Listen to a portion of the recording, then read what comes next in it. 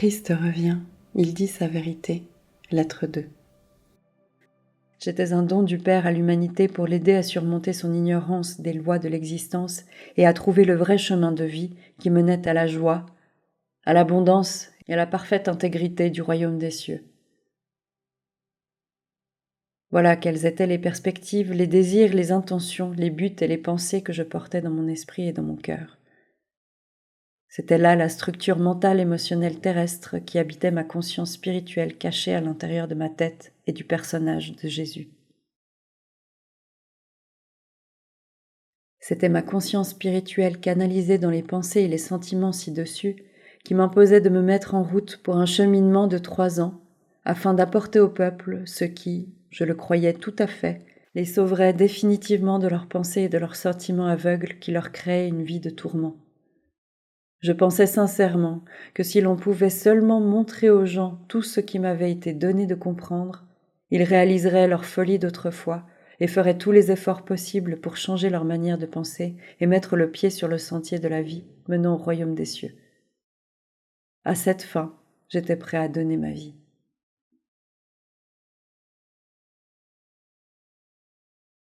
À cause de la mauvaise interprétation qu'ont fait les enseignants juifs de ma mission, mon vrai message a été déformé jusqu'à devenir méconnaissable, et le but de ces lettres est d'apporter aux gens de ce nouvel âge la vérité de ce que j'ai vraiment dit aux foules en Palestine. Par conséquent, pour en revenir à la narration de ces jours, permettez-moi de vous ramener à un jour particulier qui porta ses fruits parmi ceux qui m'écoutaient et laissa une impression durable dans les esprits de mes disciples. D'ailleurs, ce fut également pour moi un jour particulièrement significatif. Je m'éloignai un certain temps de la pression des gens pour aller dans les collines prier et méditer, pour recharger mes batteries spirituelles en établissant un lien profond, fort et puissant avec le Père en moi. Ce lien s'obscurcissait si rapidement dans ma conscience quand je m'occupais de la foule que j'étais épuisée. En arrivant dans la caverne que j'utilisais quand j'étais dans cette région, je retirai la paillasse cachée sous un rocher et me couchai pour dormir. Au lieu de m'endormir cependant, je ressentis l'influx immédiat de la vie divine, le Père, et la fatigue disparut alors que mon organisme se rechargeait de la puissance qui était la source créatrice de tout être.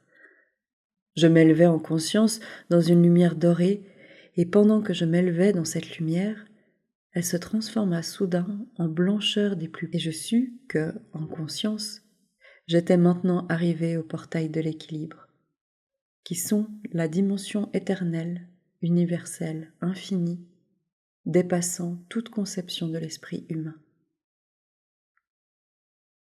J'observais la lumière, mais n'en faisais pas partie, de même qu'elle n'était pas dans toute sa puissance en moi, puisque c'était la dimension Dieu du vide, l'incréé de l'équilibre universel.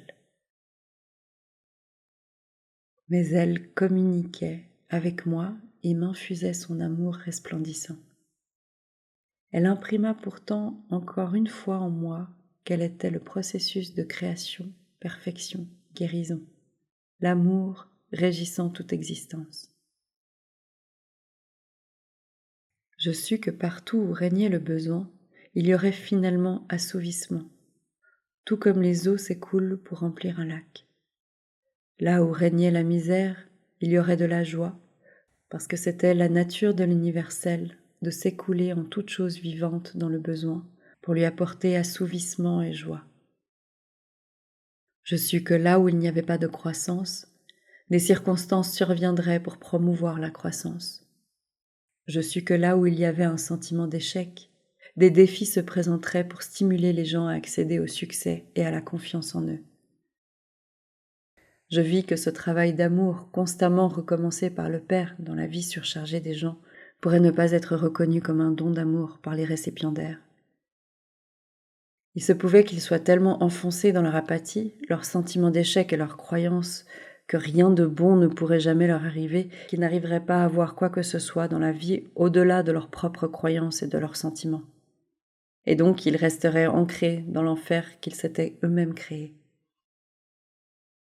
Il était inutile de se sentir désolé pour qui que ce soit. La seule chose nécessaire était dans un cœur plein de compassion et la détermination de leur apporter la vérité pour les guérir de leur ignorance. Le plus grand cadeau que je pouvais offrir d'un homme à un autre était l'illumination qui le sortait de l'ignorance de l'existence et de ses lois cosmiques, car en vérité, chaque âme individuelle était embrassée dans l'universel, et le degré de pénétration de l'universel à travers le travail d'amour père dans sa vie dépendait entièrement de la réceptivité de l'individu. Je réalisais que ce que les gens avaient un besoin urgent d'entendre était ce qui venait de m'être dit. Ils avaient besoin de voir et de réaliser pleinement l'intention, le but et le potentiel de l'amour, qui était la substance même de leur être. À cause de leur incrédulité, ils allaient peut-être rejeter le travail d'amour-père, qui représentait à leurs yeux des défis douloureux, et donc s'immobiliser à jamais dans leur faillite. Je vis maintenant encore plus clairement que j'avais été envoyé pour éveiller les gens à toutes les possibilités de développement personnel, de prospérité, de réalisation de la joie et du bonheur, mais que ce serait à eux de se réveiller et de profiter de ce qui leur était offert. Je me souviens que cette élévation dura toute la nuit et que le matin suivant, je me levais en me sentant plus vivant que jamais. Mon message avait été clarifié. J'avais vu encore plus clairement la réalité du Père, et je sus que je serais capable d'aller ce jour-là à la rencontre des foules et de leur transmettre la puissance et la vie de ce qui m'avait été montré. Alors que je redescendais de la caverne, j'arrivai à un grand rocher surplombant un grand précipice. Lorsque je m'assis, je pus voir tout en bas la ville que nous devions visiter ce jour-là.